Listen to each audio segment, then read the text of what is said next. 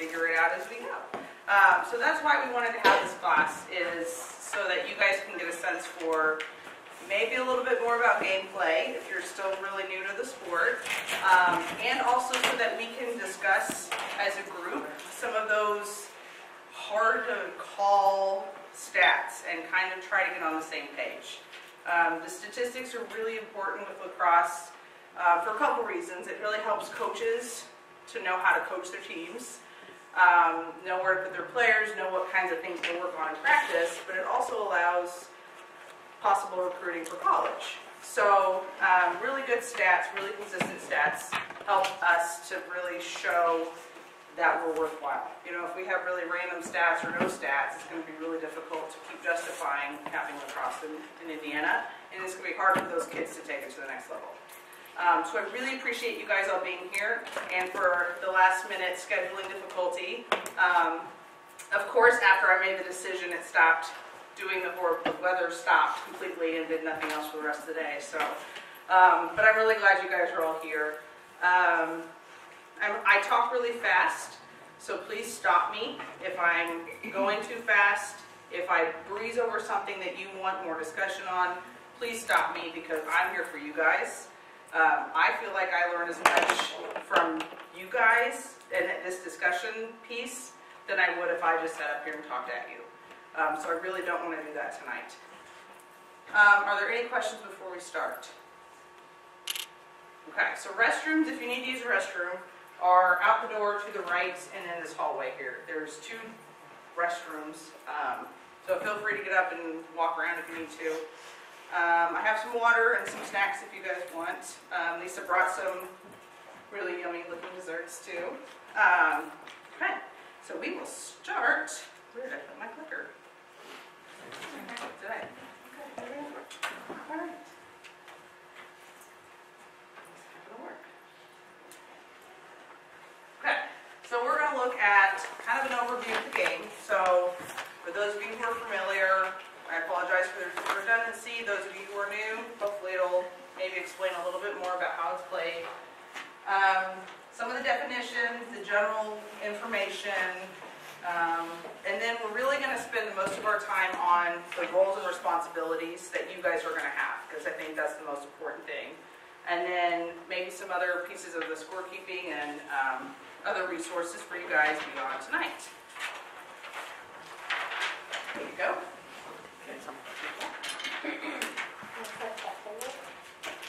So yeah, you can move anything out of the way if you need to, and we have other tables we can set up and squish you in. Perfect. Okay. So let's just do a quick review of the game. So it's known as the fastest game on 2 feet. As those who watch the game, it's a very fast game, and especially if you try to keep stats by yourself, it is a really fast game. Generally, there's 2 teams of 10 players. There's a 110 by 60-yard field with all the kids have to have protective gear. They have a hard rubber ball. That is very hard when you get hit with it. The goal is to score the most points, is to get the most goals, and then you win. There are not ties in a lacrosse game. So they will play overtime and have other procedures because you do not have a tie. Generally, there's 4 quarters. There will be some situations where you will play halves, but most of the time there are 4 quarters in a game. There is a lot of contact, which might be a little different than girls, because it seems like there's not as much with girls. But there is quite a bit of contact. There's a lot of appropriate contact and not appropriate contact. And every game begins with a face-off. And we'll talk about all these definitions, all these words, as we go along. So generally there are four positions. There's attack, there's middies or midfielders, the defenses, also known as D-poles, and your goalie. This is kind of a general idea of what the field looks like. The table here is where your scoring and timekeeping happens. Sometimes some of the fields will have the people who are keeping the major game time up in the box, and that's okay. But as a stats person, you are to be on that field. Do not try to keep stats up from the box.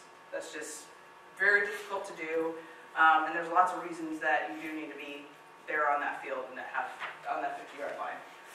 You are in the same area as the players.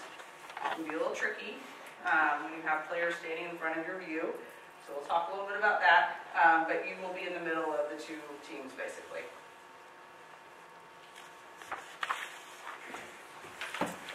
Here's just another example of what the field looks like. Hey, come on in. Okay, she got your seat for you. Lucky you. So, depending on what level of play it is, the quarters will be different times. So always ask your ref what the timing is on the quarters. Sometimes they'll tell you and sometimes they won't. So make sure you ask just in case they decide that they're going to do something a little different, which is not entirely unusual. Generally it's 12 minutes for varsity, 10 minutes for JV, and then 10 minutes for freshmen, and 10 minutes for the feeder programs as well. Or do you guys do halves? I can't remember. For feeder. No, they do 4. They do quarters still, No, don't they- they? yeah. Okay. Generally, there is a running clock between quarters and during halftime. So it's a 2-minute duration. Timeouts are also running clocks with a 10-minute halftime. And you need to have at least 2 clocks. So even if you have someone keeping the main time on up in the box, you need to have someone at the table also keeping time for penalties. And we'll talk about managing penalties in a little bit. But you do need someone at the table to keep time as well. Should not be you if you're keeping the stats, because that is just ridiculously hard to manage. Especially given multiple penalties. Okay. The home team is responsible for having the appropriate balls. Your coaches should be the ones bringing this stuff to the game.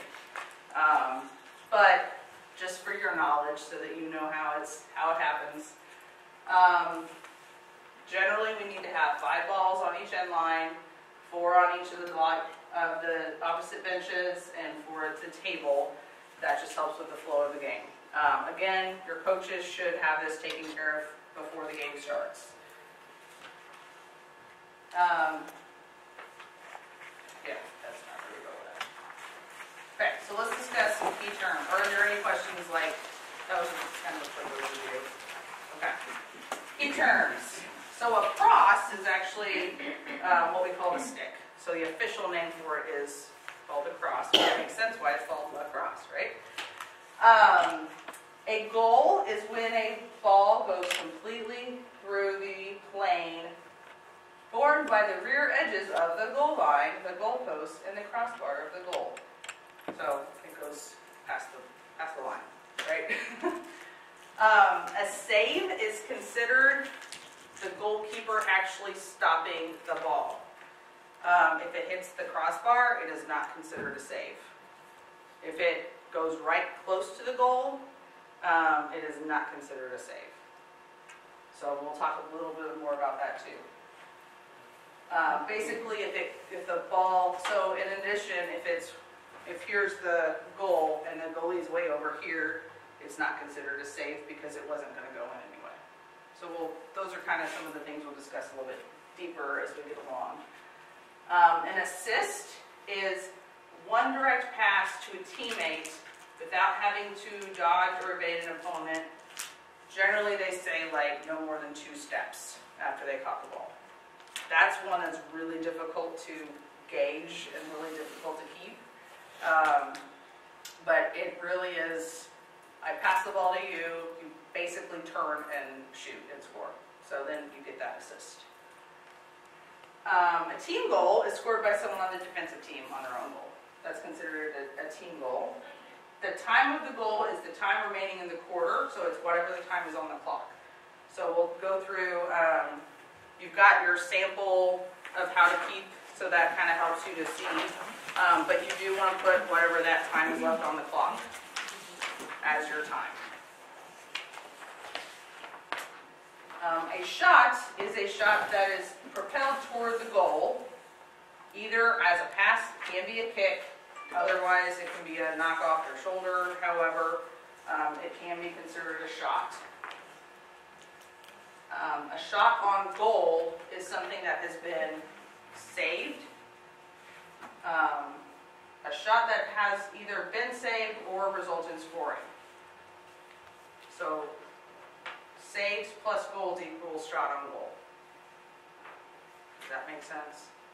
We'll talk a little bit more about some of that. Okay. A ground ball is probably the hardest thing to track, right? As you guys are like, yes, it's really hard to get a ground ball.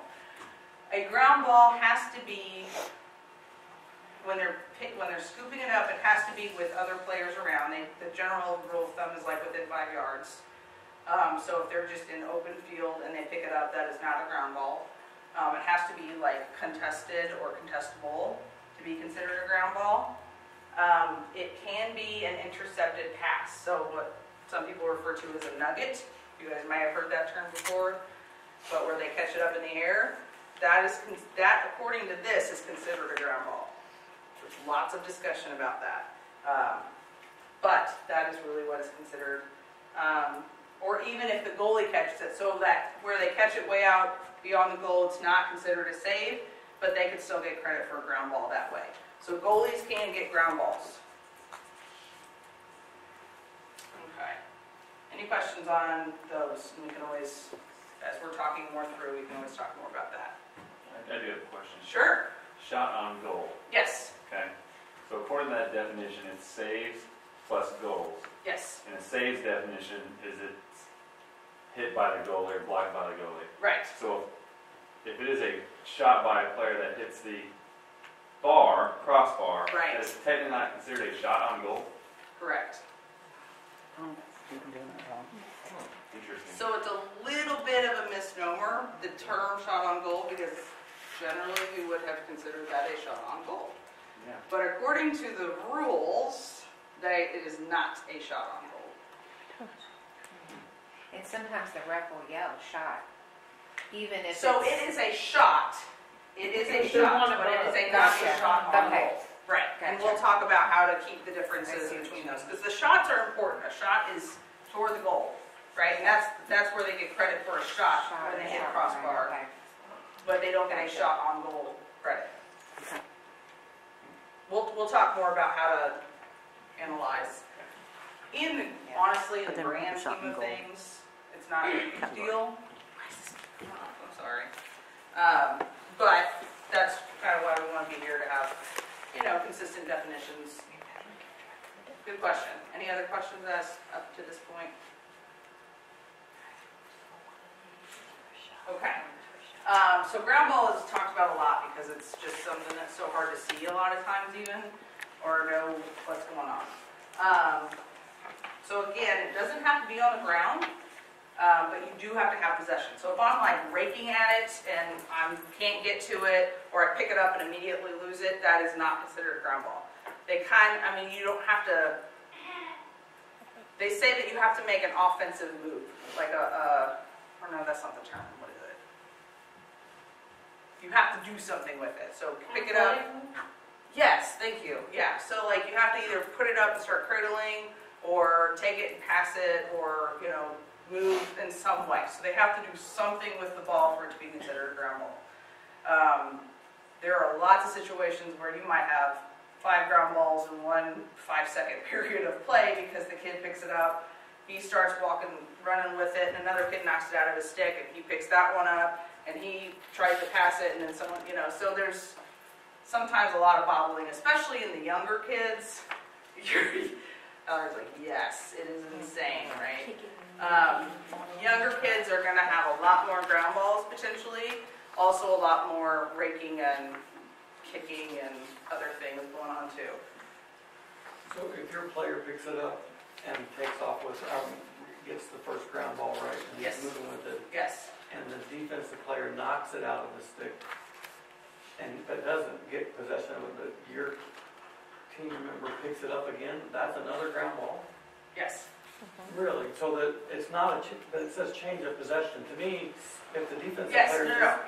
Yes, you were correct. It's not considered a ground ball. So right. it wouldn't be considered a ground ball, because we were right. actually having that debate on our thank you. sideline. I'm sorry. Yes. Okay. You are correct. It is not a ground ball because now if the other This player player picked it up, got the ball and had that ground ball and then lost it and you got it back, it's another then you ground ball. could. Okay. Right, right. But if they just get it knocked out and they pick it up again, it's not considered ground ball. I thought you were asking a different question. That's fine. Yeah. Does that make sense? Okay. It's really hard to see those two on a field.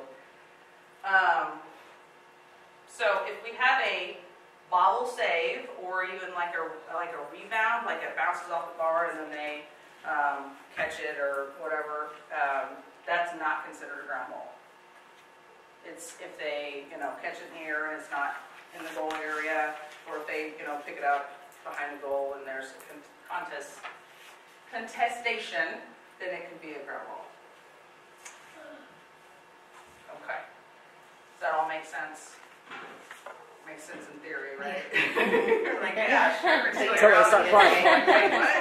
Is It's that like, in is there? that a ground ball? Is that a ground ball? Yeah, exactly. All right. Okay, so what we consider possession is if they are carrying it, cradling it, passing, or shooting.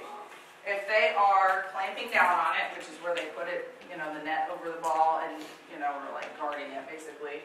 If they kick it or if they bat at it, it is not considered possession. So the kid that's like raking it down the field does not have possession of that ball. Or the kid that's kicking it down the field. I have a question about Yes. possession. You might be Yes. talking about this later, but when they do face-off Yes. possession, like last night we had this situation where I think 10 kids, and then finally somebody got it. Does that mean that finally somebody who got it got possession of that ground ball? And that's when the ref will say possession. Yes. I They don't will- remember them they even will- saying that in the line. They will yell it. They and- should yell Okay. possession. Okay, I don't remember. Now, doing I that would for not that give one. a face-off win to the kid that was taking that face-off. Okay. I would, now that's another debate issue Yeah, that we can I was wondering about discuss.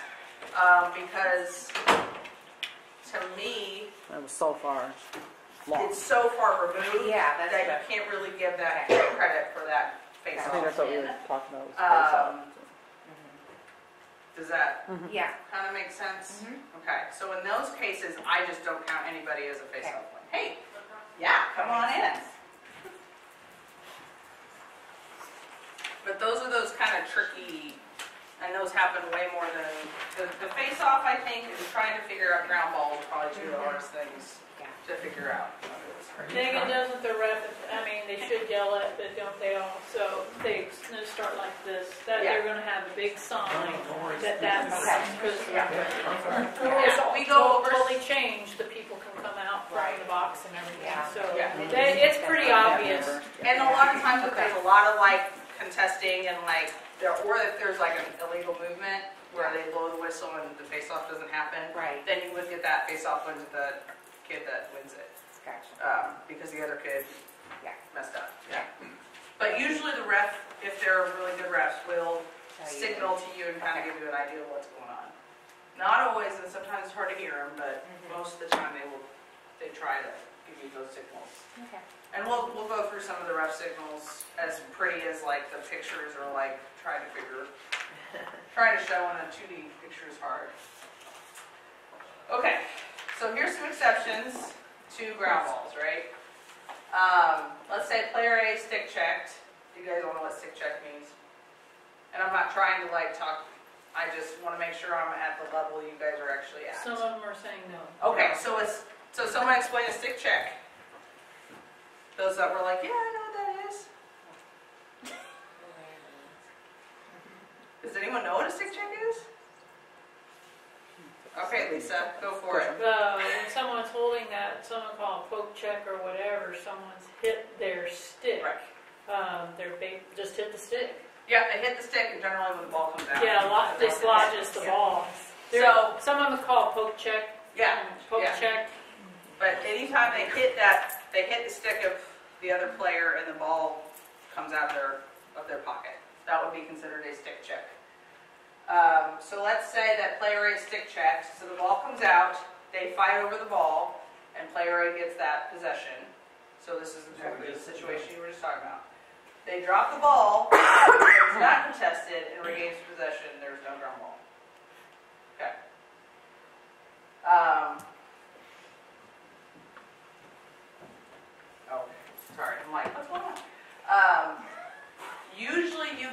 ground ball as well as a face-off win. So like in those situations where there's a lot of like jumbling around, whoever ends up with that ball will get a ground ball. So they'll get awarded a ground ball. You may not have necessarily a face-off win, depending on how long it takes.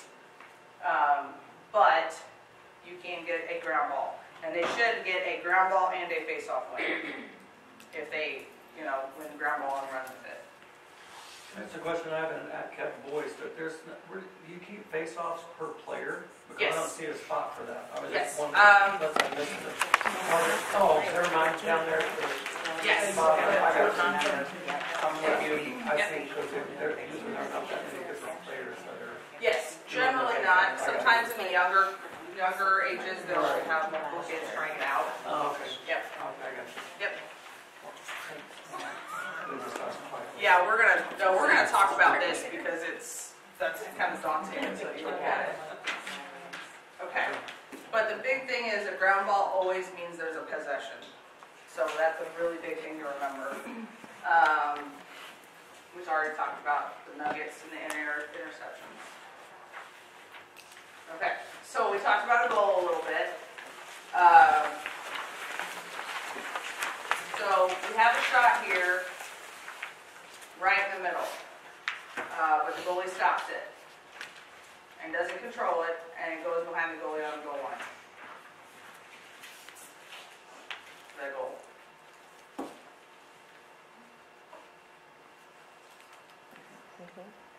Yeah. Huh? Well, if the goalie stops it. Even if they He stop doesn't it, it's control still, it, though. it It's goes not in. beyond Does the go goal in. line. Up on the back side of it. Okay.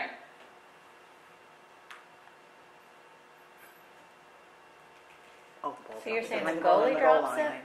Okay, so the Then it's a goalie goal. stops it, so maybe they catch it and it bounces off, or they hit it and it hits the crossbar and drops behind the goal.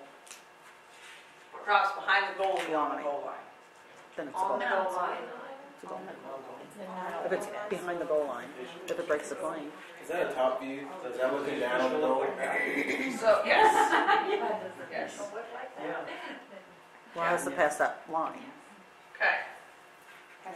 If it's behind the line, It then has it's to the goal. pass the line. If it's on the goal line, so this I wasn't is sure what she was the asking. goal, so like this, how it's like a triangle. So this is above you. So if it is on the line, it is not a goal. Your refs are the ones that are calling goals or not, by the way, who are making these determinations. But just for your knowledge, if it goes right here, it's still considered on the line. It's not like football where just a little bit has to be past it, right?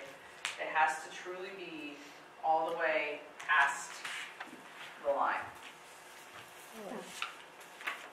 Now, again, your ref is the one that's going to tell you if they scored a goal or not.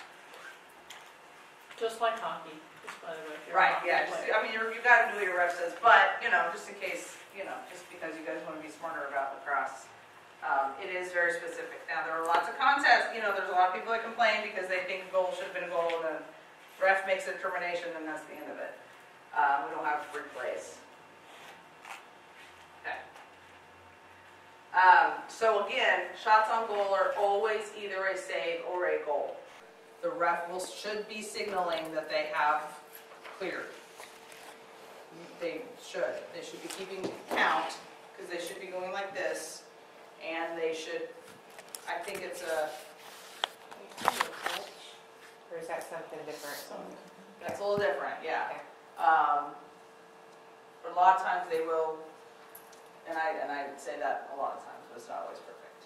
Okay, so an extra man basically is exactly what it sounds like. There is an extra man. So it's where one of the players has a penalty and they're in the box, so they have an extra man on the other team. Also known as a man up, oh, sorry, Yeah, it's also known as man up. So in the stat book that you guys are going to get, it is considered, I want to make sure, because they might have changed it on me, it is considered an extra man, but it's also man up, especially if your coaches are yelling it to the kids or the players. So you will be looking at what's happening during that time. So when there is an extra man, you're looking at what's going on, if they score, if they don't score, during that extra man. Or the man up or man down even, for your teams. So you guys know what the crease is. Okay, let's go back.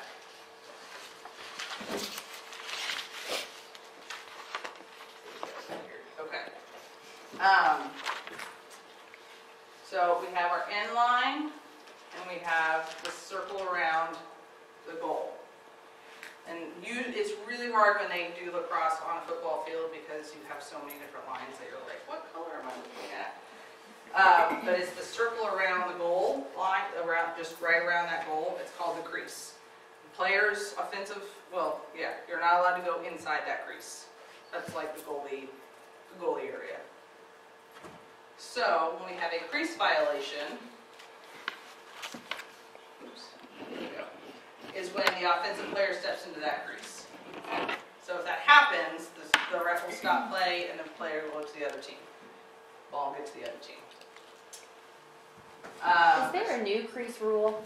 At the Jamboree, Yes. my Yes. son, who is Yes. a defender, he stepped in our own crease and they Yes. So, Yes. okay. So no one can step into the crease. So no one, okay. Right. Yes. So this was created based on the older rules. Okay. They just were changed this year. So yes, a crease violation is when any player steps into that crease. Good question. Okay. A turnover is when the other team gets the ball. So that can happen in a variety of ways. We have a unforced error, an unforced turnover, which means that I'm cradling the ball, I'm down the field, and I drop it, and the other team picks it up. They didn't force me to, they maybe didn't contest it, I'm just new and I don't know how to cradle properly, and I drop the ball, the other team gets it, right? That's like an unforced turnover.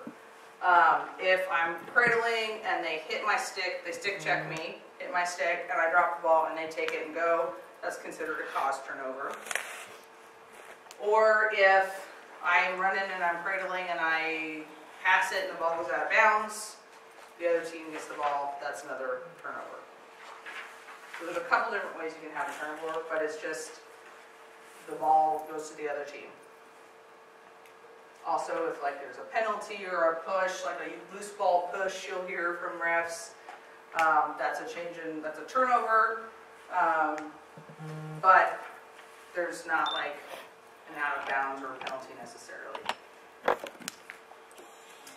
So you might hear this term. It doesn't happen a whole lot, but it always happens when you like aren't prepared for it. But the in-home is your first player in your scorebook roster. They're the ones that serve team penalties. So especially in high school play, it's important that your coaches give you appropriate rosters with the in-home player on there. You can ask them who's the in-home. Make sure that you know who that in-home is, so that if it ever does come up, it's rare that it happens, but it does happen, that you know who that in-home player is. They should also know who it. They should know who it is. If they don't, then that's another issue. And if they don't, then tell them you need to know who your in-home is. Can you describe a couple of times when they had to use the in-home? So, If someone's ejected from the game, yes. So, they'll eject him, yes. and then your son will have to serve their time.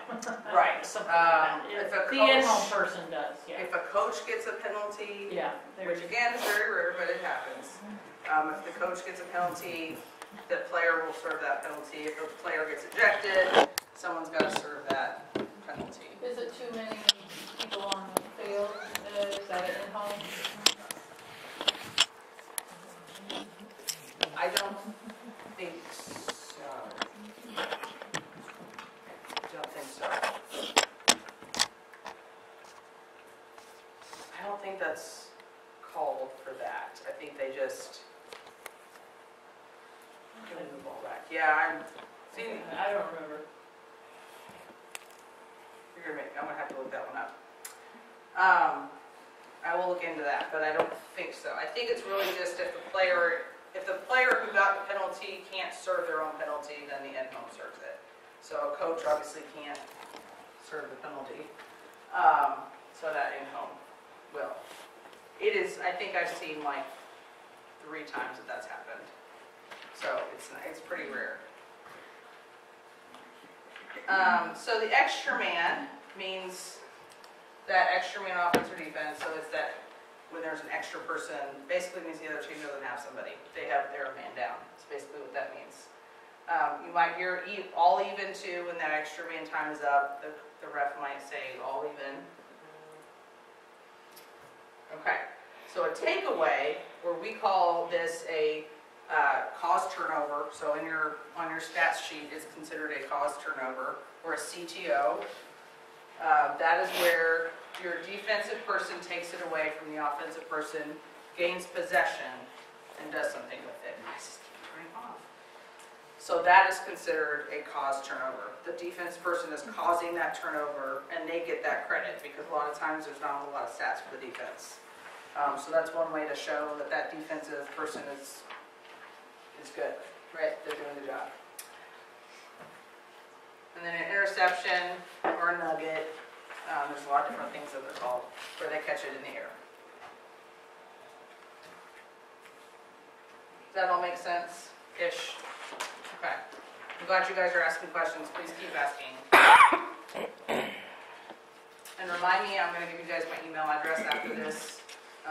For those of you, well, it was on the sheet, so yeah, if you ever have questions afterward, please send me an email. Okay. So when they're calling clearing the ball, we're looking at it from getting from that defensive area into that offensive area. They will call a failure to advance if they do not get into that area in 20 seconds. 20 seconds to the midline, and then 10 seconds to get into that box. So the ref should be counting that time. And to her point, when they get in that offensive box, that's when they say touch. Yeah, that's when they'll They say can touch. then they can come back out of it, but they've got to get in Have to there. get in there, okay. Yeah, they have to get into that area and then time, Okay. and then they can come back out. And a lot of times, especially younger kids, that'll happen more often because they're not aware of that, or they're not aware of where their box is, so they'll be like past the midline and think they're good, and then we'll forget. So you'll hear people yelling, touch, touch, touch, and they're telling who to get in the box. Yeah, because they'll be like out here in this little wing area hanging out, or over in here hanging out, and you're like, yeah. Okay. Any questions about definitions? We'll talk more as we do the example, but it's a lot. If you're feeling a little overwhelmed, that's fine, because it is quite overwhelming. It really, truly is. And even as you guys are asking me questions, it makes me like second guess. I'm like trying to think of the scenarios. I'm like, well, hang on a second. But again, that's why we're all here. So, what is your role at the table? You might be questioning whether or not you really wanted to agree to that role. Okay, so I'm calling them refs, but they're really considered officials. But it's all the same, right? So the home team is in charge of having the official book. So if you are the home team, your stats, your record keeping is what is considered official. That is what the ref will come, might come and ask you questions about things. Your book is official. Even if the other team has their book also that they're keeping stats, your book is the official one. Especially with out-of-town teams, I've seen issues with questioning the book, questioning how I keep my stats, trying to correct me and how I'm keeping my stats. But if you're the home team, you are the official book. Again, that's why we wanted everyone to be here, so that we are making sure the official book is consistent too. So you should have a scorer and a timekeeper. The opponent will usually also have someone there keeping some stats too. They don't necessarily have to. I would highly recommend always keeping stats because you want stats for your team. Your coaches, if they haven't already told you, will probably tell you they really want those stats so they can be better coaches. I would highly, highly, highly, highly, highly recommend having a spotter. You can keep stats by yourself. It is so hard to do, especially in like high school level.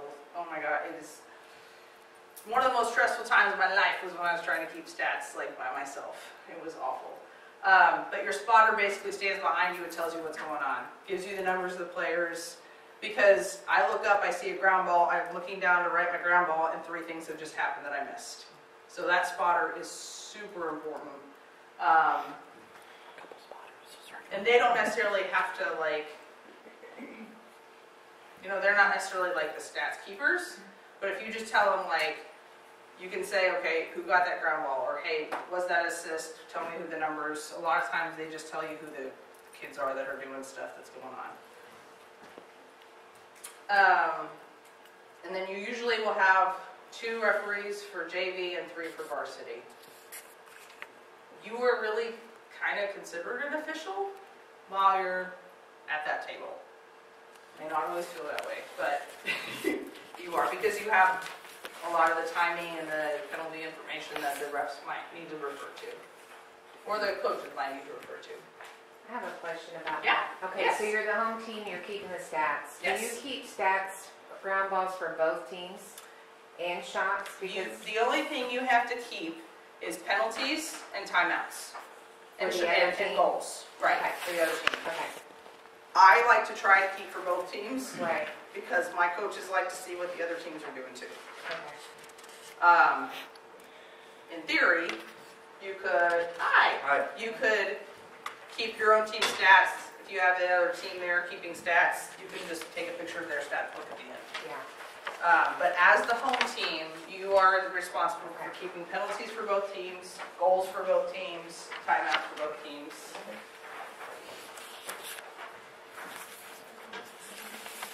And if there isn't someone keeping time, like game clock, somebody's responsible for that too.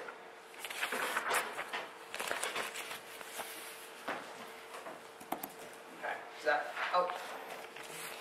Okay, are you like trying to figure out who I'm going to ask to do all this stuff now? Central probably doesn't. You guys seem to have like an awesome team, but we might want to borrow you guys for some Are you learnings. allowed to, I've heard different things, Mhm. can you cheer while you're at the table? No. Okay, that's what, I didn't think so. Right. And it's so hard to do. Yeah, But because you're an official, yeah, you should not cheer. yeah, okay. You can like, yes, you know, but, right. But like your job is to be like super official.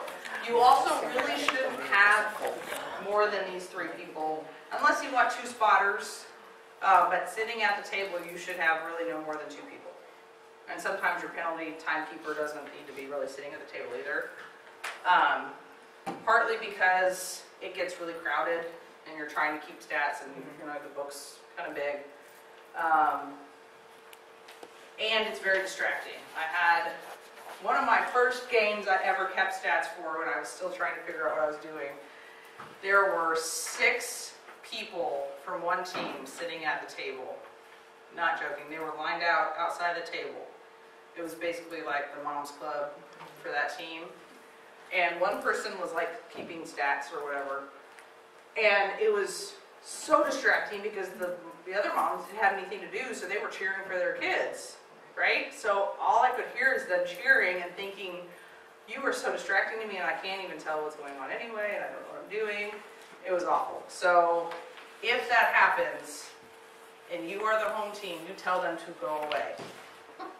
I'm not kidding.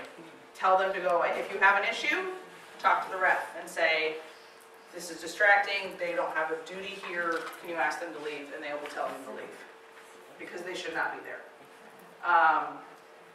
You don't need other people influencing what you're doing, you know, distracting you, so feel free to do that. And the same for you, please don't have like 20 people hanging out at the table. It's obvious the best seat in the house in some aspects, until you get a whole, 10 sweaty teenagers standing in front of you. But it's a really great seat in the house, so everyone probably will be tempted to want to come and hang out at the table. But you have a job there, and so it's good not to have all that distraction. Okay. Plan for weather. Lacrosse is not a fair weather sport. Just for those of you who were at the Jamboree over the weekend, it was awful. And that is pretty typical lacrosse weather. So hoodies, if you can get those pop-up tents, those are really handy because that book gets wet and you've got ink running all over the place, or you can't write because it's all wet, or it's blowing wind and you can't keep it down. So I would really try, if you guys don't have a pop-up tent, you can borrow one. It would really help a lot. Keep a clear line of view. If kids are starting to creep forward and they're standing above, tell them to get back. Yell at them, tell them to get back. Tell the coaches to tell them to get back. You have to be able to see what's going on. And your spotter needs to be able to see what's going on. So you are well within your right to tell those kids to move back.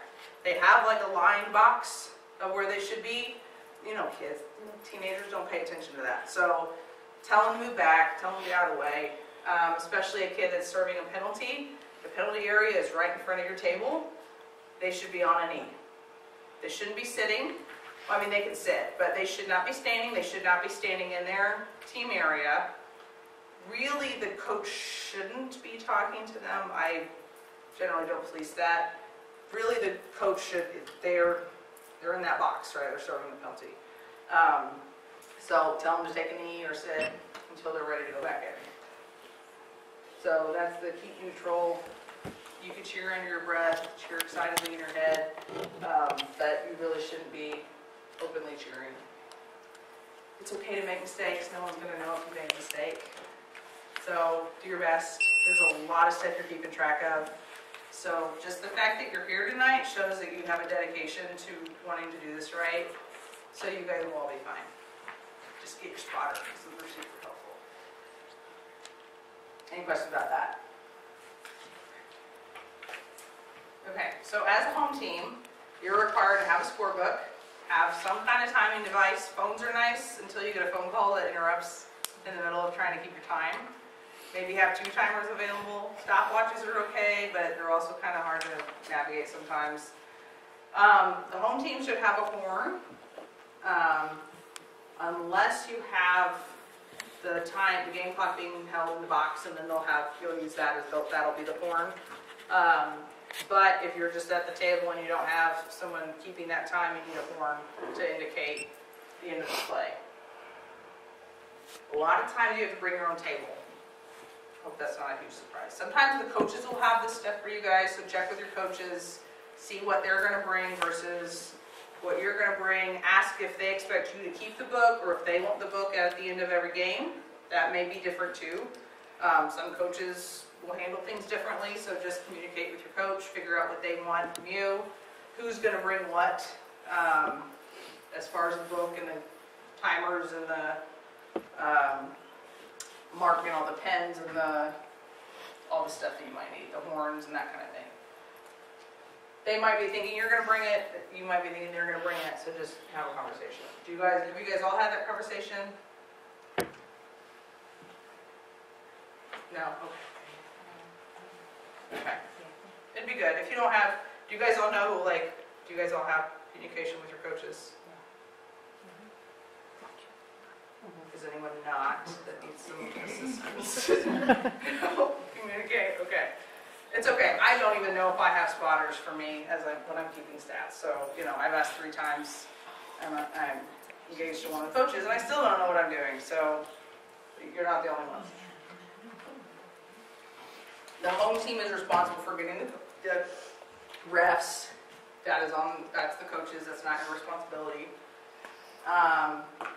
A lot of times there'll be a trainer there. Again, that's something that the coaches will have worked out, or the conference will have worked out. And then, of course, the game balls.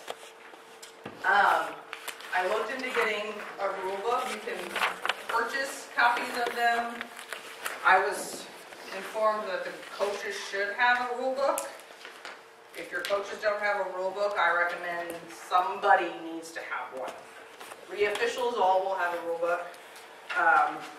So I would recommend maybe, especially with new changes, might be a good idea to have one. You guys won't need to have a rule book at your table necessarily, unless you're just curious about something. But you do need, somebody needs to have a rule book just in case there's a question on it. Okay. So a lot of times your officials, you want to get there early. So if you're dropping off your kid like an hour before, you might just want to stay, make sure you have enough time to set up. One of the worst things you can do is like come right when the game starts, because you need to have your book, you need to have your roster in there, you need to have information in there. Your officials are probably going to want to talk to you, make sure you know what's going on, make sure you know how long the periods are. So sometimes they want a 2-minute warning at half, so find out if they want that warning or not, and all you do is like yell out 2-minute warning, and that's sufficient.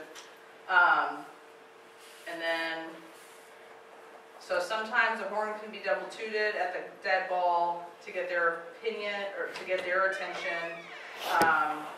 So if a player goes back on the field before they're supposed to, which sometimes happens, they get really excited, or they just, they're not usually that defiant, but they get really excited and go up before they're supposed to, you can toot your horn to get their attention that, hey, we need to stop play and get this figured out.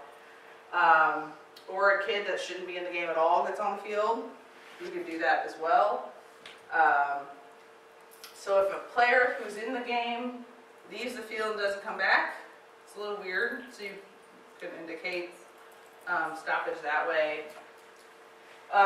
If a player is deliberately delaying substitution, which can sometimes happen, you can, I don't have time to see a lot of this stuff, honestly. So I'm busy trying to do other things. So like, this is really the big one you're probably gonna pay attention.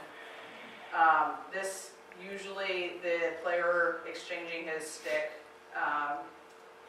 rarely does that ever happen. Like, I don't know if I've ever seen that happen. I've seen a kid have an illegal stick that they had to get taken away, but I haven't seen them like illegally exchange them. Or if you need clarity, if you don't know what was going on, if the ref didn't clearly signal, or if you don't understand what they were signaling, to your horn and ask them. You know, stop, like, you need to know what you're recording, so make sure, if you don't know what's going on, you stop. A lot of times they're going to confirm score, they're going to confirm the timeout counts, so you're keeping track of how many timeouts.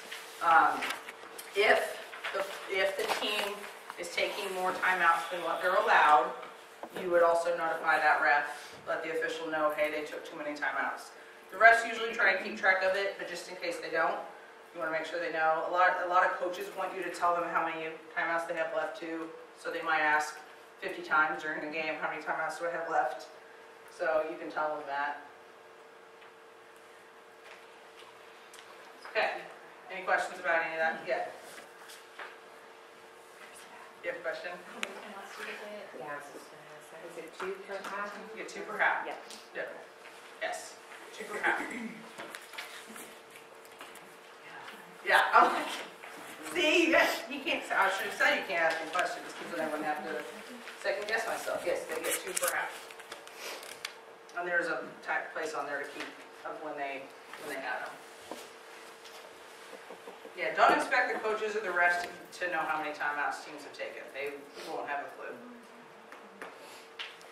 Okay. As the timekeeper, so how many of your fields have like a box where someone else is keeping game clock? Okay. So ours is Sometimes, right? on the field. It's on the field. Okay, yes. On down at the other end. Okay, right. Okay, so that's something that's important to know, is if you need to have somebody keeping a clock, if you can use like the clock that's available there, but figuring out who's keeping that time, if you can use it or not, but even if you can, making sure you know who's using it. And then the clock stops at the whistle. So if the ref whistles, clock stops. Unless it's a running clock, which is incredibly rare, and well, with bad weather, a lot of times refs will say, let's do a running clock. If the score is over 12. 12, yes. They haven't changed that, have they? I think that was a change. If it's over 12, a lot of times the ref will come over if they start seeing a high discrepancy. They'll come over and say, "Hey, at 12, turn it into a running clock."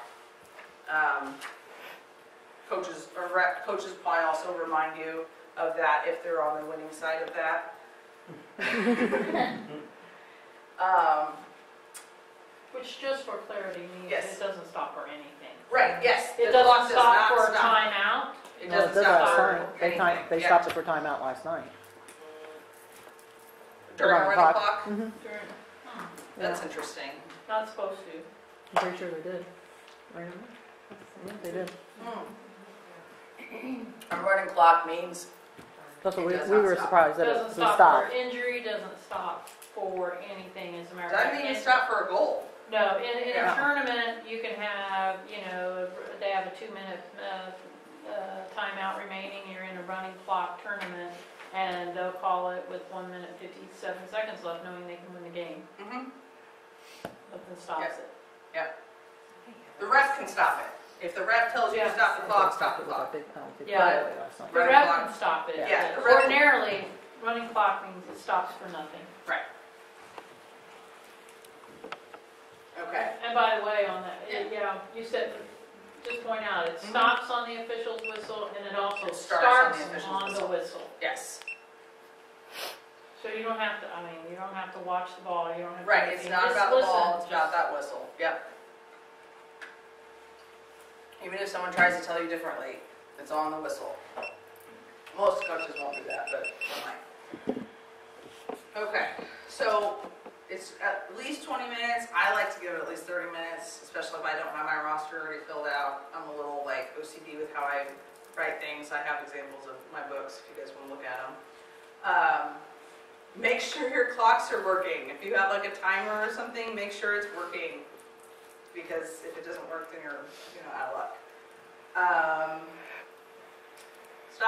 Stopwatches are okay, but make sure you can quickly use them and get them to go properly.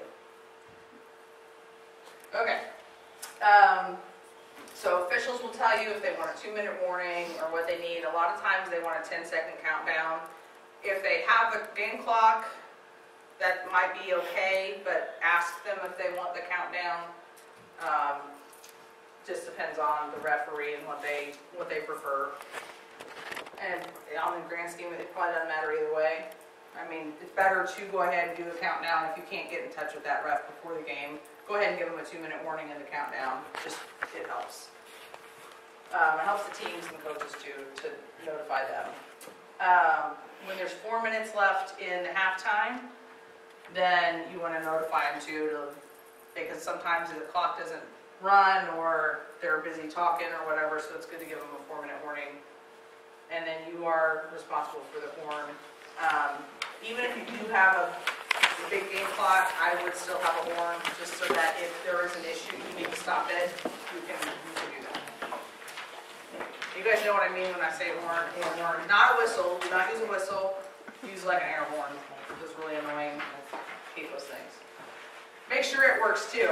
We had a couple games where the coach brought the horn and I went to use it and it had run out of whatever, air or whatever is it. I'm like, thanks. Yeah, that was fun. All right, so yeah, goal differentials 12. This says say it stops for timeouts. Probably good to clarify that with your ref beforehand. They will tell you how they want the game run. So ask your ref, because it can be done both ways. So ask your ref what they want. If it's a running clock, do you want it to stop the timeouts, or do you want it to run continuously? Okay. Penalty time, especially in a running clock, starts on the whistle. Penalty time doesn't start when they have the penalty called. It starts when they whistle to restart play. So that's always a problem too, or a confusion, especially toward the end of a period. That's really important. Penalties can go into another period, so that's why it's so important to put timing on there, so you know how much time they have left on their penalty, if there is any, and that kind of stuff. But penalty time starts on the whistle. And you are the one who counts down to the player when they go back in. If the differential becomes less than 12, so the team's up by 12, the other team scores a point or two, it goes back down, then you go back to a stop clock. So it's not like all or nothing. And that's really confusing when it's like a back and forth game where it's at 12 and then at 11 and then at 12 and 11. So just pay attention to that. The horn sounded or the buzzer sounds at the end of each period. Does that all make sense? Okay. So penalties will vary. Your ref will tell you what the penalty time is. If you don't hear him properly, ask, because you need to know how much time that kid had on his penalty. Generally, a personal foul is 1 to 3 minutes. Again, totally up to the ref to determine that, not up to you to determine that. And a technical foul will be a 30-second penalty. So they will tell you, they'll say technical, they'll say personal foul, you know, illegal stick or illegal body check or slash, using what slash is. We're going to talk about different penalties, but okay. If you don't, that's fine. We're going to talk about it. So there are 2 other kinds of penalties. A releasable penalty means that the player can go back in if a goal is scored. A non-releasable penalty means that they cannot go back in until the time has elapsed. The ref usually will only indicate if it's a non-releasable. If it's a releasable, they probably won't say releasable. They will say it if it is a non-releasable. If you have a question about that, ask.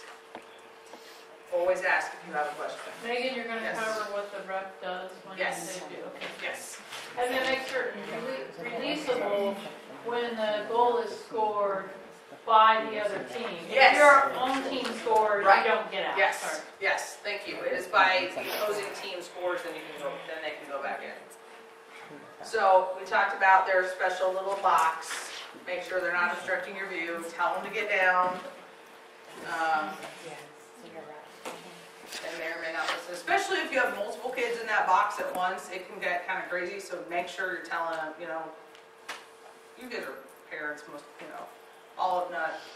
not all of you are parents. So tell those kids to get down. Okay. So you are going to either. So there are some apps out there that are really good for penalties.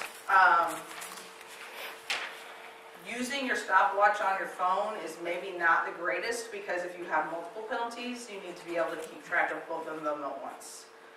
So there are some like lacrosse penalty apps out there if you just look in your app stores. There should be free ones out there, so you shouldn't have to pay for them. Or you can have like multiple stopwatches if you're old school, which is appropriate too.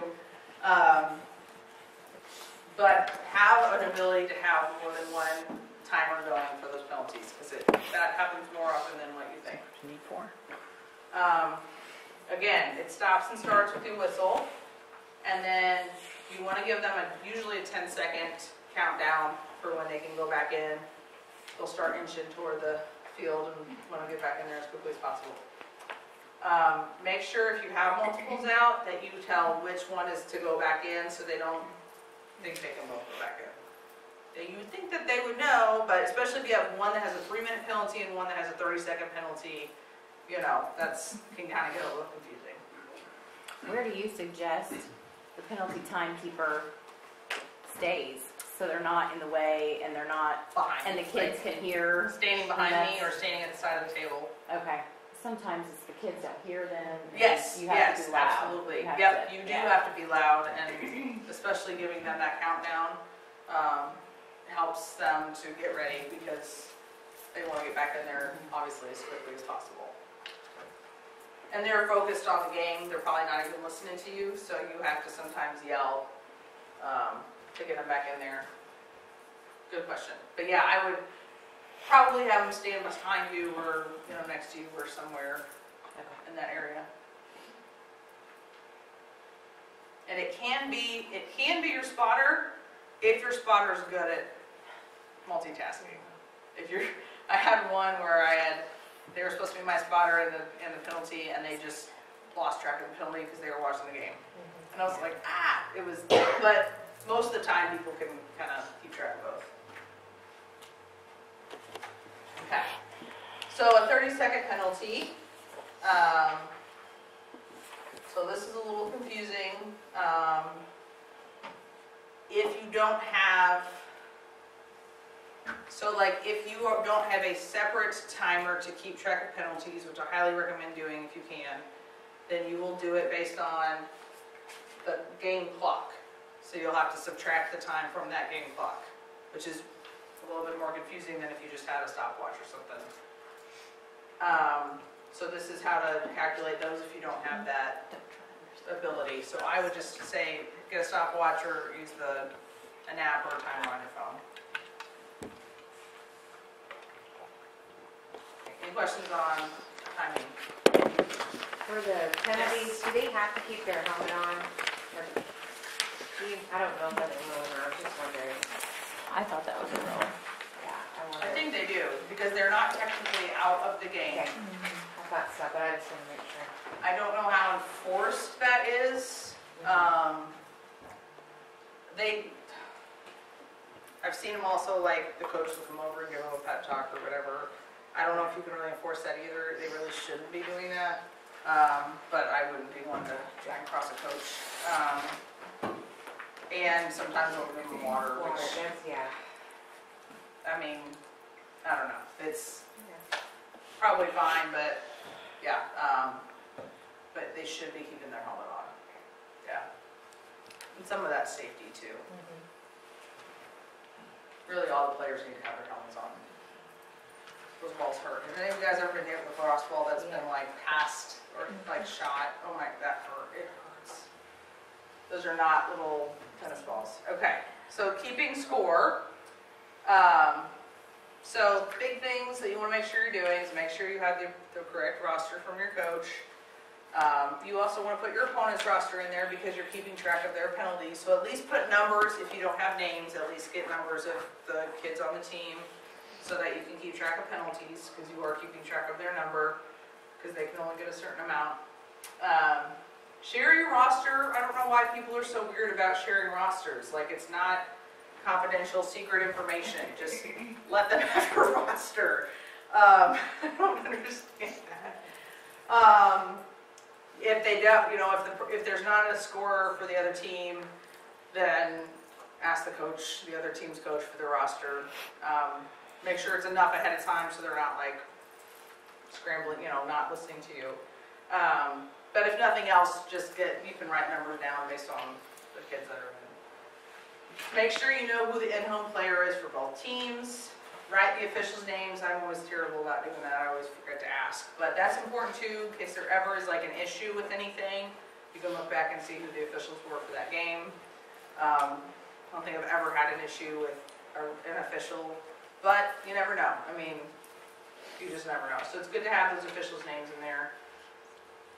So during the game, your job is, as a scorekeeper, is to record goals and assists, penalties, timeouts, as much stats as you can. Talk with the officials if you have questions or if they ask you questions. And then if you are keeping score on the scoreboard, make sure that's updated. If you have another scorer, make sure their score matches yours. Obviously in the middle of the game, you're not going to yell at them, but at the end of a period or at the end of a half, make sure that score matches what you have in your book. Sometimes, they might miss one or something, but usually they're pretty good. So after that, you want to do the tallying, and then if your coach wants the book, give them the book. If they want you to keep it, I don't know. If you haven't had conversations with your coaches, go for it. I haven't. Still have no idea what's going on with mine, which is incredibly ironic, but okay. Let's see. We already went over a lot of this. Okay. Any other questions on this stuff? It's pretty obvious, I think. So the in-home, usually the roster will be listed as attack, attack, middies, defense, and then the goalie. Some coaches don't do their rosters like that, but generally they do have them listed that way.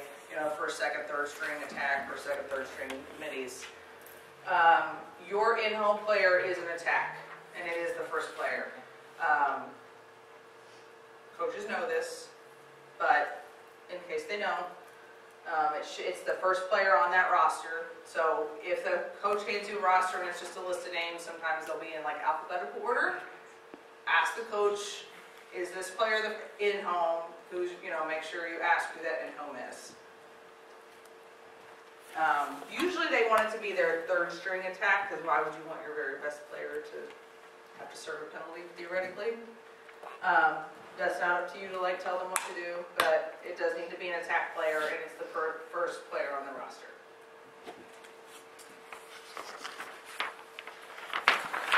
Okay, so the most important things that you're reporting: goals, assists. Make sure that the ref, because the ref is also keeping track, so make sure the ref has the same stats you do for goals and assists. They may not always keep assists, but they usually will try to have assists. So make sure that agrees.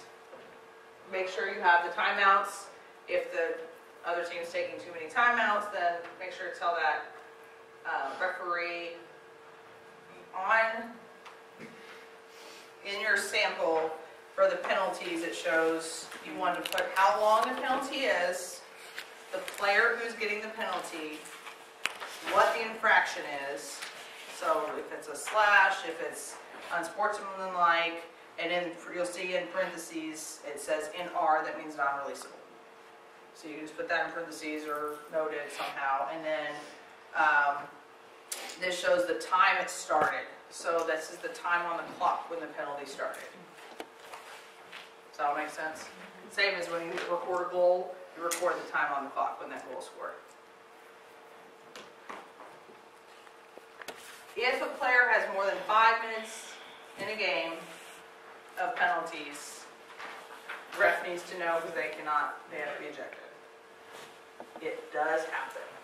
Pretty rare, but it does happen. So that's another reason to make sure you're keeping track of how much time is each penalty's worth. So you can know when to send them back in, but also so if they accumulate that 5 minutes that you can let the ref know. If you have a player that goes, now I'm terrible about keeping track of who's in and out of the game. Unless they do something noteworthy, I don't know if they've played or not. Just because I can't see that much during a game. But if you notice a player is in there that's not on the roster, that's when you would blow the horn and let the official know because something's wrong there. That's why it's important for the coach to give you an updated roster too. It's not real common in high school because usually the roster's made, but you never know. Tally, the stats are got by quarter. Be friendly. There's no reason to be mean to the person, the other team scorer, they're there. We're all friends, right? We're all going to be friends after this. And make sure you're, keeping distractions to a minimum. Tally the totals, and we'll talk about it a little bit, how to look at that stat sheet. And then if the coach wants it, they usually ask for a signature just so that somebody's verified that they agree that the stats are correct. I always forget to get a signature, but it's a good idea to do that. Okay, the all-important spotter. They are your extra set of eyes. They're going to help you make calls, help you with player numbers, help you decide between was that a ground ball, was it not, was that a shot or shot on goal. They help you kind of be that extra set of eyes. They can help with penalties, give you penalty times, and that kind of thing. Okay. You can work with your spotter as to what you would like to be said so it doesn't get confusing. But generally, this is kind of an idea of some jargon that you want to help them understand. So, X from Y. So, player X scored with an assist from player Y. So it'd be like 24 from 18. So that means 24 scored, 18 assisted. If you have another way, that's fine. This is not mandatory. This is just an idea of some ways to make it quick. White X ground ball, white 24 ground ball. So 24 got the ground ball. So this is important too. So blue 15 shot wide or high, so you know it's not a shot on goal, or blue 15 shot on goal. So whoever your spotter is needs to know the difference between shot and shot on goal. A save, which you don't have to give a number because it was your goalie. Blue possession, which means that blue team won face-off, or you can say blue face-off win or whatever. Clear by blue means that they cleared it successfully. So you can kind of see some of the jargon wording that can be used to help minimize a whole bunch of extra words in there so that when lots of things are happening, whatever works with you and your spotter is great. You know, whatever wording and jargon you want to use is fine. Okay, so let's talk about actually keeping the book. You've got your sample. We've got examples in here too. The most important things to keep, I've said this a couple times, the rosters, at least numbers, if not names, but at least the numbers, goals, assists, with the time of the goal in the quarter. So this, on this sample here, it gives the time, which is time on the clock, goal / assist, so who scored. If there was no assist, then you just leave it blank. And then we'll talk about different colored pens. Different colored pens will be your best friend. If you don't already have different colored pens, they're great. You're also very important to keep penalties because of potential duration and ejection. And then your timeouts are very important as well. So if you do nothing else, those are your most important things. If you have time and you can do this, coaches really appreciate ground balls, shots and goals, saves, and face-offs. Start your team first. If you can do both teams, that's awesome. If you can't, just focus on your team. Usually the other team will have a person there, and you can always share after the game. Okay. Clears, extra man, and then turnovers, takeaways, and cause turnovers. Depending on who you ask, these would be your third level of importance. Other coaches may disagree with that, but from our vantage point, these are the things that are least important. They're still important and good data, but the least important. Okay, so know your book. How many of you guys have been already supplied with a book? Okay. We played last night, that's fine. Okay, so Ty brought you guys your book. Okay, perfect. What was I say? So we actually have books you guys are going to take home. These have been specifically, so you can go and buy them from Dick's or wherever. I find them very confusing. I don't think there's enough data in them for me to keep. So after 3 years of work, I want to say, we have created our own for the Hoosier Southern Lacrosse Conference. So these are our very own stats books. Yay! So if you guys are going to take them with you tonight, you guys are welcome to. I'm going to have you sign out how many you took, just so I know and Christine knows. But that's what these are. That's what these are based on. So that's what these copies are. So know your book. Know what's in there. Don't get too overwhelmed with it. We tried to make it like visually easy without going nuts, but it is still kind of hard to track everything. Okay. So if you look at this, your score is always at the top here. Your home team, and then your away team. And then goals and timing and that kind of stuff is kept across here. And then obviously player roster, their position, so if they're attack, midi, deep hole. LSM means long stick midi. So that's a midi that has a long stick. Not all teams have LSMs, some do. And then your goalies will be toward the bottom. But make sure to include your goalies because they can get things like ground balls and stuff like that. So include them in those stats. And then across the top, you have your shots, your goals, your assists, ground balls, turnovers, cost turnovers. So it's kind of in order of like importance. So your shots, goals, and assists are the most important things, and then ground balls and ground balls are second, then turnovers and caused turnovers would be their third. So turnover is like an unforced error, unforced turnover. Throw the ball out of bounds, drop it, stuff like that. Your caused turnover was where the other player causes, and this is where this goes to the player who caused the turnover. Does that make sense? So that's a bad thing.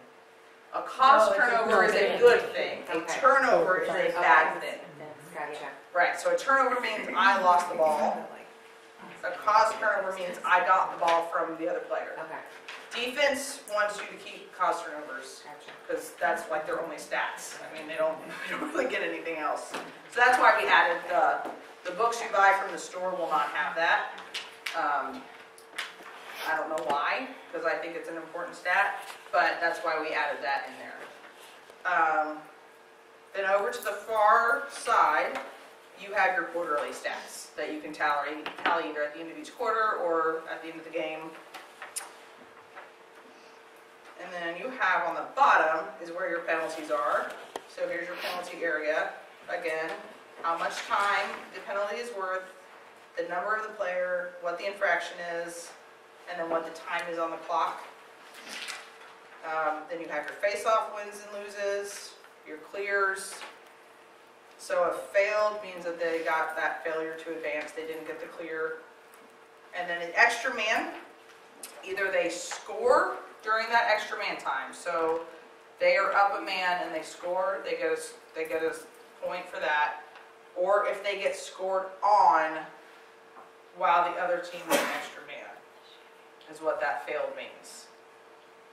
It doesn't mean that they failed to score when they had an extra man. It means that they were scored on when the other team had an extra man.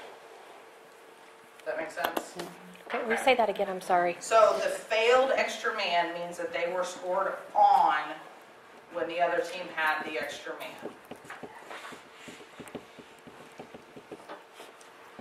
No, when you had the extra man. You were scored on when you had the extra man. You have the extra man, and you were scored on, then you failed. Yeah, because you would have seen an advantage. Yeah, okay. Yeah.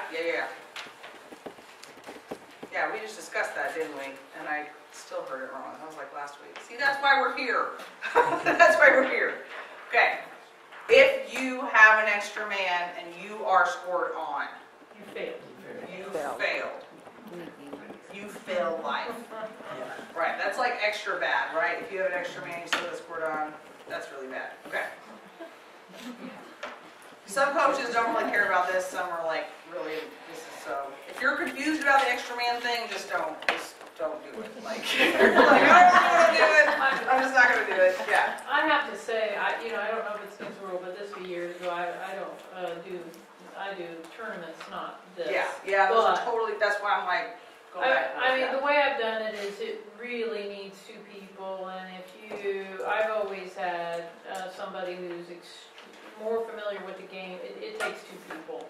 And if one person can literally just act as the secretary, Yeah, and the other person is calling it, and then, Yeah. because then you're not juggling, because the minute, if you are responsible for watching and writing, when you're writing, something else will happen. Yep. And it's, but the only thing, you don't have to panic. Like she said, the main thing is, the easy things are goals, and it's not like, is that a goal, is that a goal? They're going to do a face-off after, so you don't Yeah. have to debate Ref whether calls it was it, a yeah. penalty or whatever. They're going to let you know. So the big things are really no big worries. Yeah. But if you've got some person mm-hmm. that wants to, that's very familiar, like I said, I've just been writing it down. It's like, like she said, 24 to 15. Yeah. It's easy to do one or the other. Yeah. It's very difficult to do both. It really is, yeah, absolutely. It's a two-person job. Yes, at least two people, for If sure. you're working in a tournament, you have an app and you're doing it all yourself. Yeah, I So then goalie stats are on the bottom, and that's saves. You're keeping their saves in that. And then your timeouts are here, and then if you happen to go into overtime, you'll keep those timeouts as well. So does that kind of explain that book? Okay.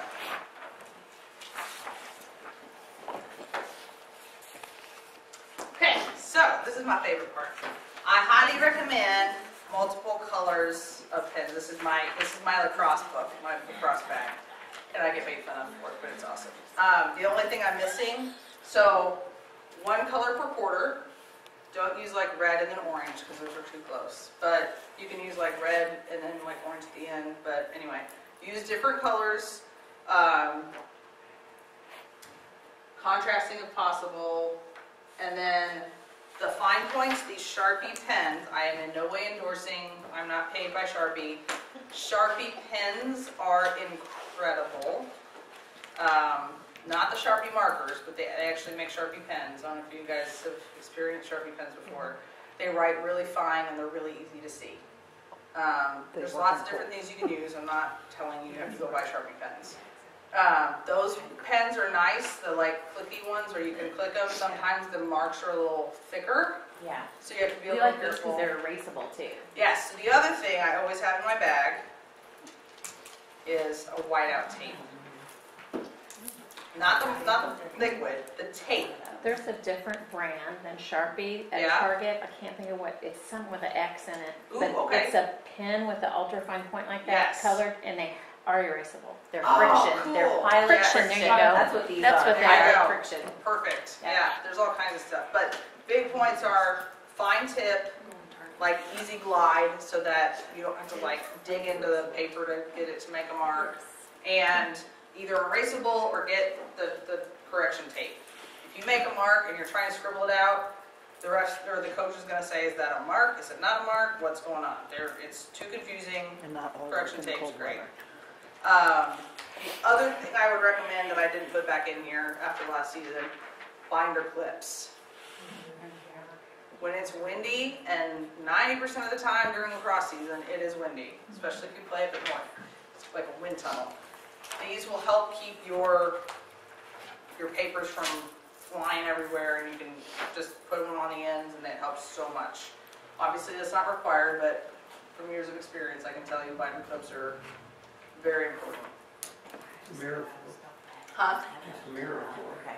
So this is actually a makeup bag. But sure, you know, if you just want to check to see if you look like you're about to lose your mind. Yeah, no, that bag just happens to be, it had little slots for pens, and I was like, ooh, I can use that for my lacrosse pens. And I got really excited about it. Oh, I'm sorry. And then I got made fun of for it, so, you know, whatever. But the colored pencils or pens or whatever it is very, very helpful. Because then you can, I mean, even if you just look at this, you're like, you can quickly see when that kid, A, when the kid played, they did something. B, when they performed well or not well, if they had a whole bunch of turnovers.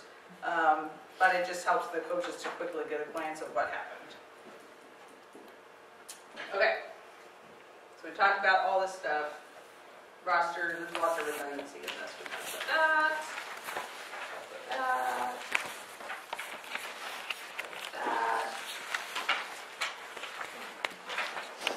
Let me get to my, here we go. Okay, shots versus shots on goal.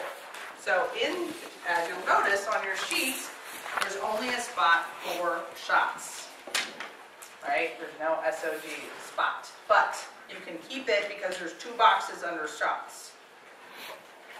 So you have, in the first box, your shots, and then you have shots on goal. So shots on goal, if you can do it however you want.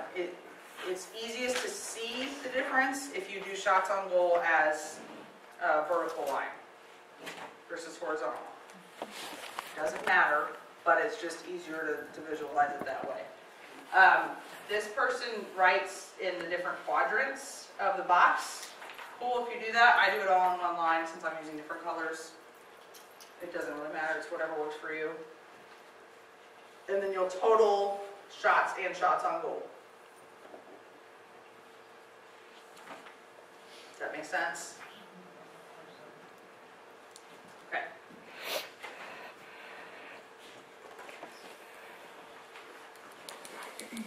So make sure if the goal is scored, you are putting player number, time of goal, quarter, and then you circle the player who scored.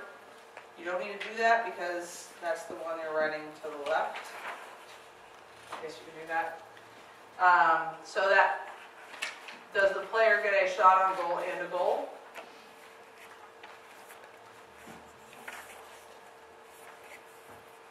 I'd say no. Yes. You think yes.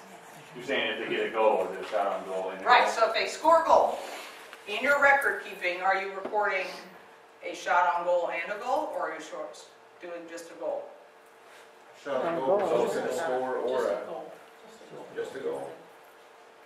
What were you saying? I'm just saying a shot on goal either results in a save or a goal. Right, so your total, your shots on goal plus your saves, no, your shots on goal are your saves plus your goals. So that player should get a shot on goal and a goal. Okay. So if a goal, yeah, or they get a shot on goal and goalie saves it. So there's two stats kept for a shot on goal. Does that make sense? Can you say that again? Okay, so a shot on goal, so if they score a goal, they get both a shot on goal and a goal. Because they have taken a shot on goal, because a shot on goal either results in a goal or a save. So they do get a shot on goal, and then either they get a goal or the goalie gets a save. One of those two things.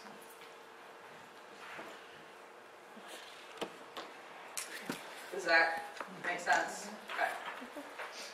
Very rarely do you double stat a kid, but those are different because they can take a shot on goal and have it be saved, or they can take a shot on goal and have it scored, and that coach is going to want to know what that percentage is of shots on goal versus goals. So they need to know if they scored every time they shot, or if they continually shot it right in the goal and the goalie saved every time. That helps. That's a big difference for that coach. Okay, so record and assist if it's appropriate, and then make sure that score is changed. We talked about penalties. Are there any questions about keeping penalties? If you have a question, ask the official, ask that ref.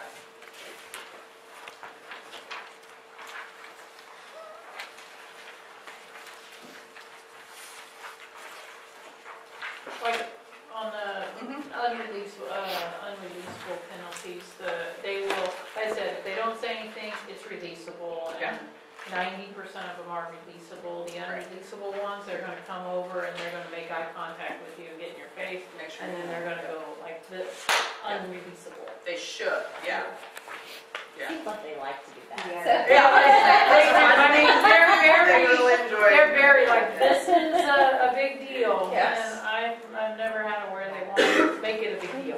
Yeah. Yesterday. Well, it's kind of fun to make that.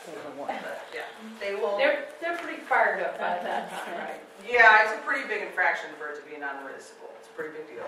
Yeah. And the kid will be pretty upset probably. Okay.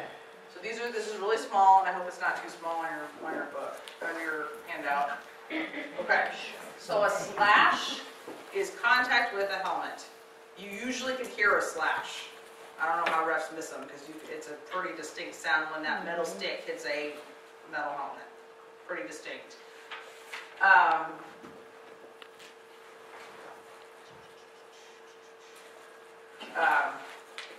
Well, helmet, or it says any area other than the stick or glove hands. Tripping, pretty obvious, right? They trip them.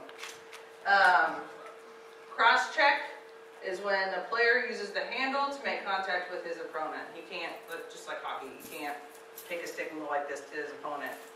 Don't call a cross check on him. Unsportsmanlike conduct is when they do something that the official doesn't like. They'll call him for an unsportsmanlike. Again, none of these are things that you have to make determinations on, but it's good that you know what the penalties, what they mean. Unnecessary roughness is when there's unnecessary force involved. An illegal cross is if there is a stick cross that's not with expectations. A lot of times they will check at least one a game, and they'll just look at the pocket. Sometimes in a game they'll it'll look a little weird, so they might stop the game to check that stick. That's not unusual, but that's what that penalty is if they have an illegal cross or illegal stick. Illegal body check is pretty common. Seems to kind of be like, I don't really know what it was, but it didn't look right, so I'm going to call it an illegal cross check, or illegal body check. Body checking who is not in possession of the ball or within 5 yards of a loose ball. Avoidable body check after he's passed or shot the ball. Body check from the rear or below the waist. Body check by a player whose contact is made above the shoulders. A body check must be below the neck. Both hands applying the body check must remain in contact with the cross. So you can't drop the stick and push them, obviously. So that constitutes a lot in there. And then sometimes they may have gloves. I don't know if I've ever heard of an illegal glove, but that might come up. So that is a potential foul. So technical fouls, on the other hand, things like holding, interference, offsides. So the team has to have at least 4 players on the defensive side, or at least 3 on the offensive side. So they will sometimes call that as an offsides. It's not up to you to make that call. If you notice it, just let it go. But most of the time the other coach is going, he's offside, he's offside. So you usually don't have to worry about that. But that's what that call is. Pushing from behind a screen. So there's an illegal screen. When they move and make contact, they need to be, planted and that kind of stuff. Stalling. So that does sometimes happen. The team is just intentionally holding it. They're just running the clock. Sometimes refs will call them stalling for it. If they're warding, you'll hear warding sometimes. So that is if the player in possession of the ball uses his arm to push the other player. So I'm holding my stick like this and I'm going like this on the other guy to keep him away from me. That's called warding. They have to have a mouth guard, and the refs they will call them for that if they don't have a mouth guard in. And then we've talked about the non-releasables. Any questions on those penalties? Again, it's good to kind of know the terms so that when they when they say them to you, you're not like, what is that word? But it's not up to you to make a determination of what those fouls are. So you'll write timeout as to when they took it during each half. So if it's the time on the clock when they took it and which quarter of play it's in. 2 timeouts per period 2 timeouts per team per half, 1 per team per overtime. If it goes into overtime, each team gets 1 per overtime period. Okay, so the penalty. Make sure you put how long the penalty is, the player's number, what the infraction is, what quarter it took place and what the time is on the clock. Figure out your release time or utilize your stopwatch or whatever you're using. When the official whistles is when you start the clock. So if there's a timeout, you're going to set a stopwatch for 2 minutes. It's up to you to keep that timeout time. The refs do not keep that time. I mean, a lot of times they'll have their own time, but yours is the official time. And then make sure you're putting the time on the clock in which quarter for the team so that if they call more than they should, then you can call out on that. Any questions on that? You almost need like 3 hours for this because there's just so much to it. Okay. So, we talked about shots, talked about goals. So the call of the referee is the goal. Only the call of the referee is the goal, and they assist within a couple steps. That's up for interpretation, but You know, if the kid's moving a whole lot and getting out of the way and running around, then obviously the other kid does not get an assist. Okay, ground balls. There has to be a change of possession with control. Has to be within usually contested 5 yards, but who are you know, I'm not going to be able to be like, it's at 5 yards, and it looks like 4 yards, but close enough to them that it can be contested. Goalies can have ground balls. Ground balls can be in the air or they can be on the ground. An easy way to determine the difference is to circle the ones that are in air. My coach, one of my coaches said, I need you to keep, he calls them nuggets. He said, I need you to keep nuggets. I said, I can't. I didn't know where to put them on there. I said, they're ground balls. He said, no, they're not. They're different. I said, they're ground balls. That's how they're called. And he said, I want you to keep track of nuggets. I need to know. I'm like, I don't know why you need to know that, but whatever. So that's one way to do that, is to just circle it if it was in the air. All right, so a turnover is when that kid throws it out of bounds, drops it, loses possession, and gets a turnover. So you can have a team turnover if, like, it's not really due to a single player. Most of the time, it's going to be a single player that you can identify as who got the turnover. And then a caused turnover is awarded to the defensive player who causes a turnover and gets possession of that ball. Or no, I'm sorry, they don't have to actually get possession themselves, but if they cause the turnover to happen. So if I knock it out of my opponent's stick, even if my other team picks it up, I get a caused turnover, my other teammate gets a ground ball. It doesn't have to be just defense players either, though. Oh, yeah, I'm sorry. Usually it's defensive, but any player who's on the defensive At that point. of that minute. play. Okay. Yes, I'm sorry. Thank you. Yes, that's a good distinction. Yeah, an attack player can get a caused turnover. Right, absolutely.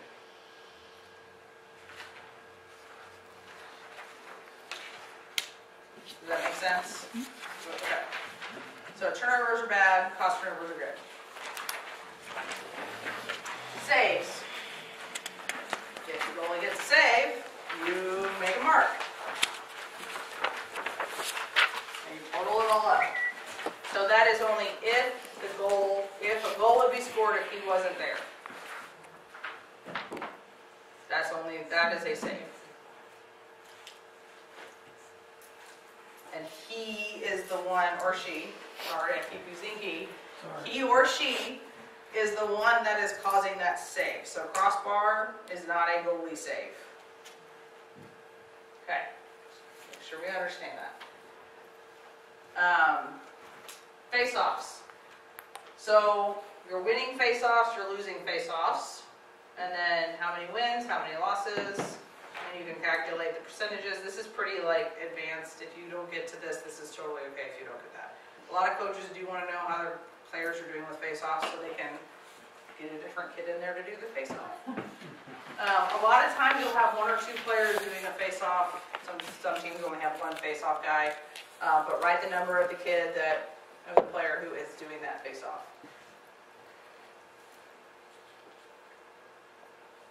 Okay, so this is like the super advanced stuff.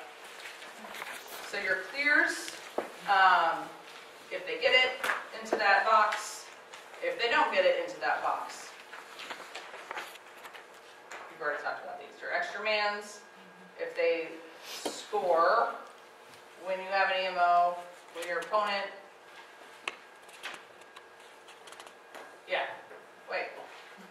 tally goal scored when opponent has the extra man. Yeah, so I would do that. So it's if you're scored on what the other team has the extra man. Am I reading this correctly? Someone help me out here. That's the way I do it. Tally goal scored when the opponent has the extra man. Yes, that's what you Yep. said earlier. Yeah. Just said it. Yes.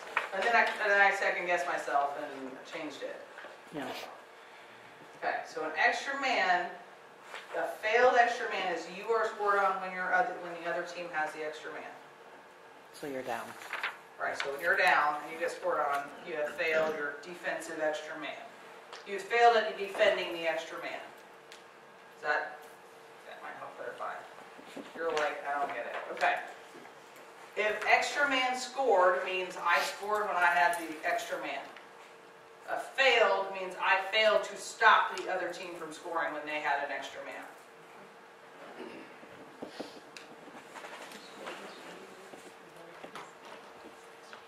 Right. I failed to defend it. Yeah. Okay. It's kind of weird because if nothing happened, there's no evidence of an extra man. Right. But, Right. That's true. I mean, you could have had 18 extra man opportunities. And I mean, you can come, well, by penalties. I say you you can would see have it. penalties and calculated, but Yeah, you can look at how many penalties, like who. well, then penalties you were. get their offsetting penalties. You know, Yeah. I mean, that's kind of weird. That's kind of weird Yeah. way to keep a book, I think. Yeah. Go on. I mean, as long as you're consistent with it, you know what it means. Really. So then, total all the stuff at the end of the game. I like to total by, like, I put, you can do whatever you want. You can just put the total numbers, you can put individual little marks in there, whatever works for you, whatever you like to do, as long as you have the totals in there. That doesn't matter. Okay. Confirm with the officials, make sure the scoreboard, your book, and the rest all equal for goals. Take a break at halftime, drink some water, take a breath, get up and stretch, whatever you need to do. Make sure you notify when there's 4 minutes left in that halftime. Okay. Your toolbox. Okay, so here's kind of like, these are really hard to see. So a foul.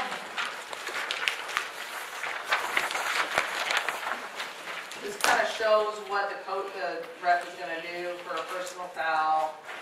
We'll kind of like motion like that. For a body check, we'll go like this.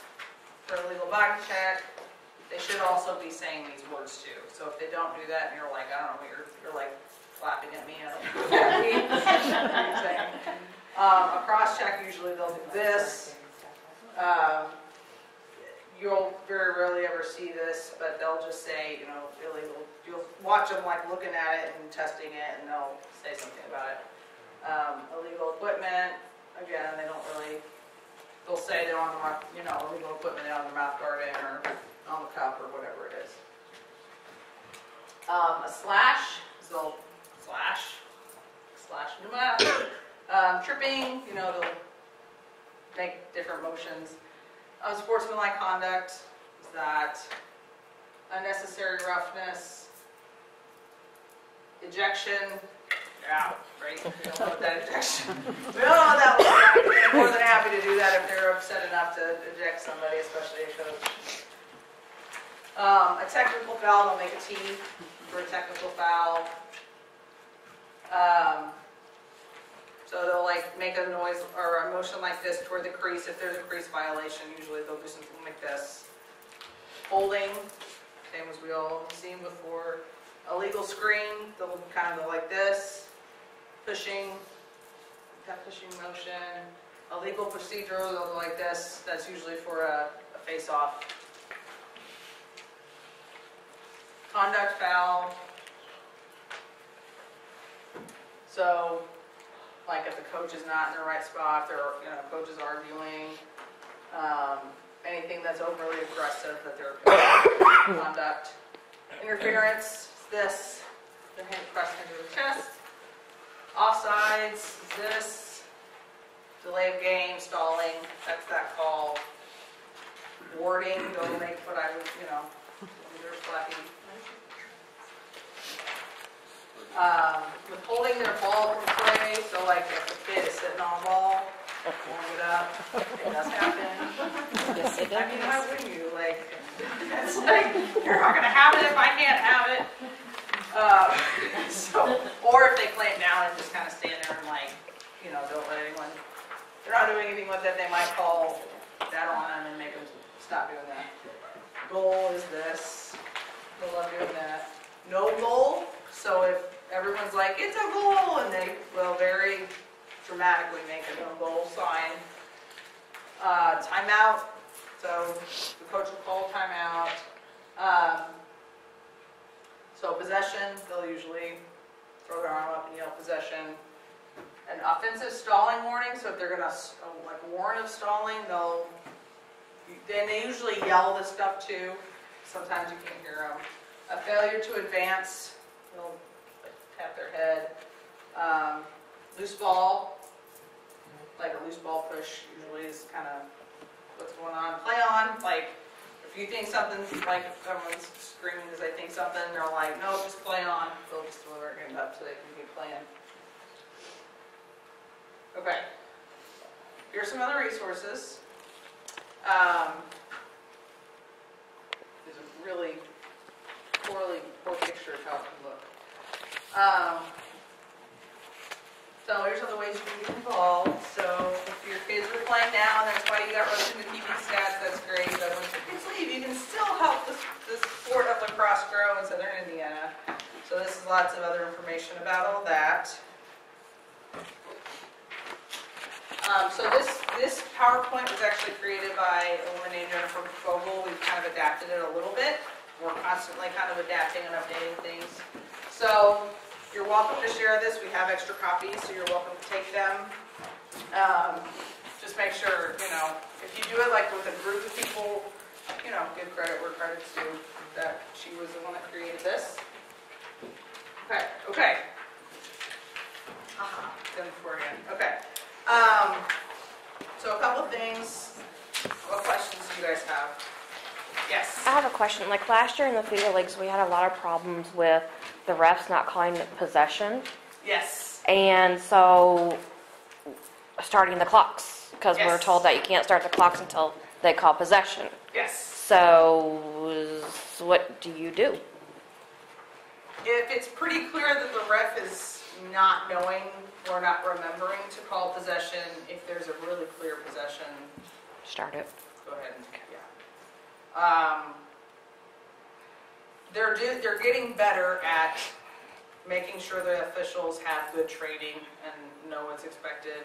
The first couple of years, they were just trying to pull people up off the street, like the week before games started, saying, hey, come, hey, you ref soccer, you can totally come and ref lacrosse. It was a little iffy. So I'm hoping that refs will be better caliber, or at least better trained this time around. I can't, they're humans just like we are. They are the ones actually getting paid, but, it's not a great amount of money. But yeah, so stuff like that, if it's like they're not whistling or whatever. If you notice they've done it a few times, maybe at like the end of the quarter, maybe say something to them like, hey, I just want to make sure I'm understanding what I should do. And maybe that'll signal them to start calling it. Okay. But yeah, that is tough when they're not calling a lot of those things. Other questions? Was this helpful? Okay, good. I would hate to waste all your time. So I've got extra books here, or extra copies of the, I'm happy if you want me to email it to you guys. Don't forget to sign in if you didn't, for those that weren't able to come right on time, which is totally understandable. Name and email address would be great. Any other questions you guys have, please feel free to email me, or even thoughts you guys have. Like if you are doing stats and you find a really cool way to keep the stats, please send them our way. I'd love, we're always looking at improving. If you want to be responsible to take your books for your teams, I'm going to get another piece of paper. I'm going to ask that you sign it out, so you write your name, school you're taking them for, and how many you're going to take. So, any other questions, thoughts? I appreciate you guys being so flexible with timing and being able to come tonight. Thank you guys.